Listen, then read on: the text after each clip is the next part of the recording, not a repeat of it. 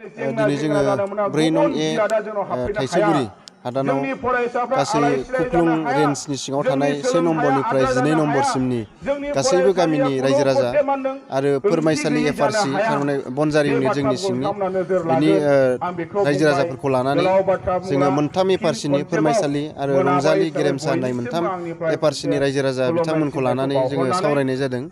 दा बेवहाय जोङो रायजो राजाफोरजों सावरायदों जोंनि हा हुनि जि थासारि आथिखालनि सोलिनाय। दा बेवहाय जोंनि बिजनि साब डिभिजनाव गासै मोन 6टा एफआरसि दङ। खैला मैलायाव 2, बेनिफ्राय जोंनाव बिजनि आनसलिकनि सिङाव गासै 4।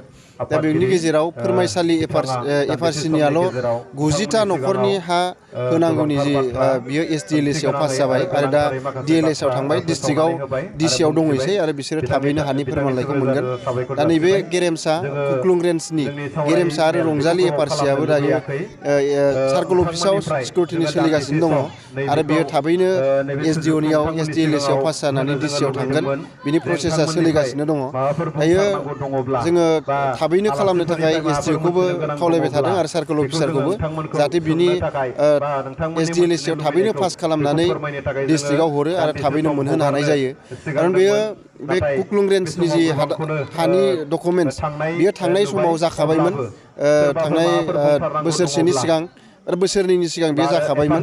नाथाय गोदान डिसि फैनायनि उनाव एफआरसिनि गासैबो बाक्सुखौनो थाला देखावनानै होनायाव माने बे एफआरसिनि डकुमेन्टसफ्रा गोमादों आरो गोदानै मोनसे डकुमेन्टस बिफिननाय खामानिखौ डिसिआ मावदों। दा आरो बियो मा खालामनो सिगाङावबा डाइरेक्ट डिसिआव हैनांगौमोन। नाथाय बे दानि डिसिआ खालामदों बे थ्र SDOनि स्क्रुटिनि खालामखांनायनि उनावसो डिसिआव थांनांगौ।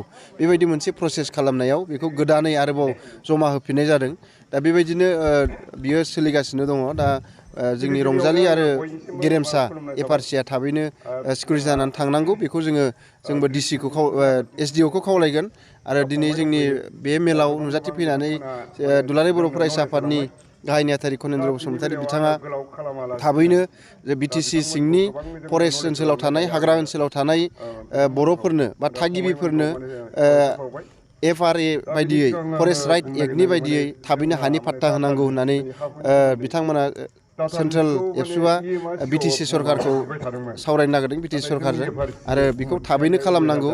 आरो जोङो दिनै आलासिनि खुगानिफ्राय मिथिनो मोनबाय क'क्राझार डिस्ट्रिक्टनि सिङाव थानाय कुसुगाव गासै फरेस्ट ओनसोलनि हानि पाट्टा होनो थाखाय गासै 10,000नि बारा हानि पाट्टा होनो लेखा थियारि जाबाय होननानै बुंदों आरो जोंनि सिगाङावनो फननि गेजेरजोंबो खौरां लाहरदों।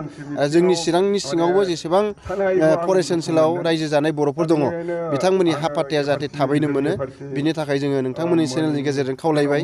BTR सरकारखौ खावलायबाय लोगोसे लेन्ड एन्ड रेभिनिउ डिपार्टमेन्टनि EM बिथां रन्जित बसुमतारी बिथांखौ खावलायबाय जाहाथे जोंनि फरेस्ट राइट एक्ट बायदियै थाबैनो हाग्रा ओनसोलाव थानाय बर'फोरनो जोंनो हानि पाट्टा गथायनानै होयो। दा नोङो हानि पाट्टा गैयिनि थाखायनो जोंनि गोबां फरायसाफ्रा दिनै गावनि स्कलारशिपखौ मोननो हायाखै। दिनै इनकाम सार्टिफिकेट मोनैनि थाखाय कलेजाव फ्रि एडमिसन मोननो थाखाय गोब्राब जादों।